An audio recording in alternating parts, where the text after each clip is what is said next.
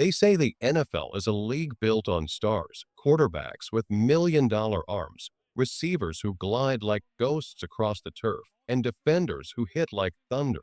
But every once in a while, there's a name buried deep on a roster sheet. A name few recognize. A name that, quietly, could change everything. Let me introduce you to Tyrone Broden, a wide receiver who might just be the most gifted athlete you've never heard of. At 6'5", nearly 200 pounds, Broden doesn't just look the part, he redefines it. He clocked a blistering 4.37 in the 40-yard dash, paired with a jaw-dropping 1.51-second 10-yard split. That's not just speed, that's launch power. The kind that terrifies corners before the ball even snaps. And then there's the vertical leap, the explosion, the sheer wingspan. A broad jump that expands his catch radius like he's part wideout, part skyscraper. Sure, his agility grades may not sparkle, but let's be honest, how often do you need to cut when you're already 5 yards ahead of your man? Yet here's the twist. For all his physical tools, his college production leaves questions. Broden started at Bowling Green, where his second season turned heads, 36 catches for nearly 600 yards and 5 touchdowns, followed by 32 for 507 more scores the next year. His yards per catch, eye-popping. Then, he vanished. Well, not literally. He transferred to Arkansas, and that's where the story takes a turn. So why would a guy with size, speed, and upside transfer into a situation where he'd be overlooked? What happened at Arkansas? And more importantly, what could happen next in Seattle? Because buried behind the headlines, beyond the depth chart, there's a mystery waiting to unfold. And Broden might just be the NFL's next hidden weapon, if the Seahawks know what they've got. Now, let's talk about context, because numbers can lie, and tape doesn't. If you're scanning Tyrone Broden's stats from his time at Arkansas, 15 catches here, 200 yards there, you might be tempted to shrug him off. But don't, because the real story, it lives between the lines of the stat sheet, and it starts with a quarterback who simply couldn't get him the ball.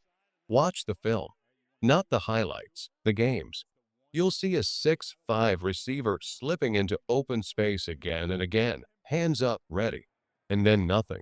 The ball sails 5 yards wide, or low, or late. And Broden?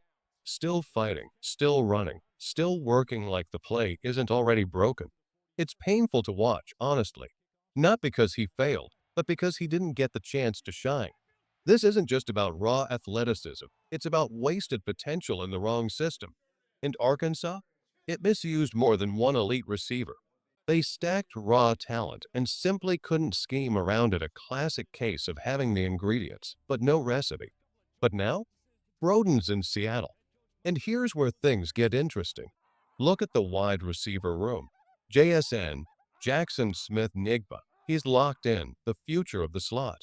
Cooper Kupp, if healthy, brings reliability and leadership. Marquez Valdez-Scantling, a field stretcher who opens up space. Then there's Jake Bobo, a fan favorite with size and hands, but limited speed. And that's the crucial difference. Because when you stack Broden next to Bobo, you're looking at two towers, but only one of them can fly. Bobo may be a savvy route runner, but Broden brings something Seattle doesn't have anywhere else, a physical mismatch with elite speed. He's not just a red zone threat, he's a sideline nightmare, a go route terror, a jump ball dream. The numbers in college don't matter here. The quarterback didn't work. The system failed him. But in Seattle, if he clicks, even just a little, he could carve out a role that nobody saw coming. And that's the beauty of it. While everyone else focuses on the names at the top of the depth chart, a storm could be brewing lower down. Tyrone Broden isn't just a sleeper. He's a test of vision, and the Seahawks might just be the team bold enough to see what he really is. Every NFL team carries a handful of names that feel untouchable, fan favorites, preseason heroes, locker room legends. In Seattle, Jake Bobo fits that mold. Tall, tough, clutch in moments that mattered. But football is a brutal business, and sentiment doesn't win games, speed does. Separation does. Upside does. And that's where the conversation starts to shift.